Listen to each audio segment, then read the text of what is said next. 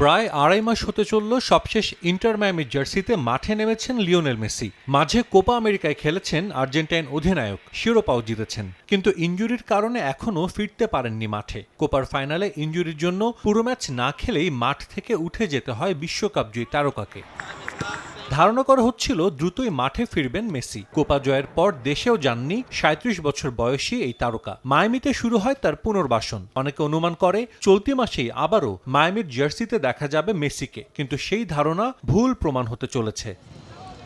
Messi না থাকার প্রভাব পড়তে শুরু করেছে মাঠের পারফরমেন্সে। লিগ কাপের ডিফেন্ডিং চ্যাম্পিয়নরা কলম্বাস ক্রুর কাছে হেরে বিদায় নিয়েছে রাউন্ড অফ 16 থেকেই। অবশ্য MLS-এ এখনও তারাই ইস্টার্ন কনফারেন্সের শীর্ষে অবস্থান করছে। তবে বড় প্রশ্ন, কবে মাঠে ফিরবেন মেসি?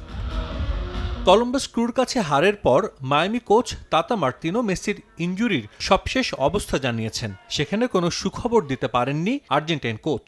এ মাসে মেসির মাঠে ফেরার সম্ভাবনা ক্ষীণই বলা যায়। মেসি ব্যক্তিগত জিম সেশন শুরু করেছেন, তবে এখনও কিছুটা সময় লাগবে তার ম্যাচ ফিটনেস ফিরে পেতে। ধারণা করা হচ্ছে আগামী মাসের শুরুতেই আবারও মাঠে ফিরবেন মেসি। চলতি মৌসুমে ইন্টার মায়ামির হয়ে এখন পর্যন্ত 15 ম্যাচে 14 গোল করেছেন লিও, আর মাত্র 5 গোল করলেই সাবেক আর্জেন্টাইন ফুটবলার গনজালো হিগুয়াইন ও লিওনার্দো কাম্পানাকে টপকে ইন্টার মায়ামির ইতিহাসে সর্বোচ্চ গোল স্কোরার হবেন মেসি।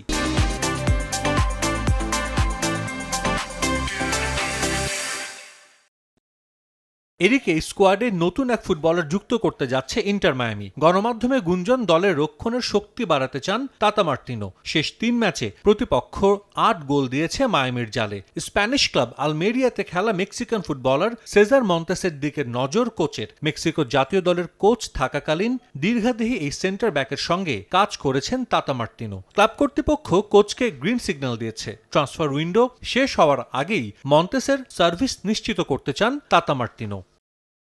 সাজিদ মুস্তাহিদ, সময় সংবাদ।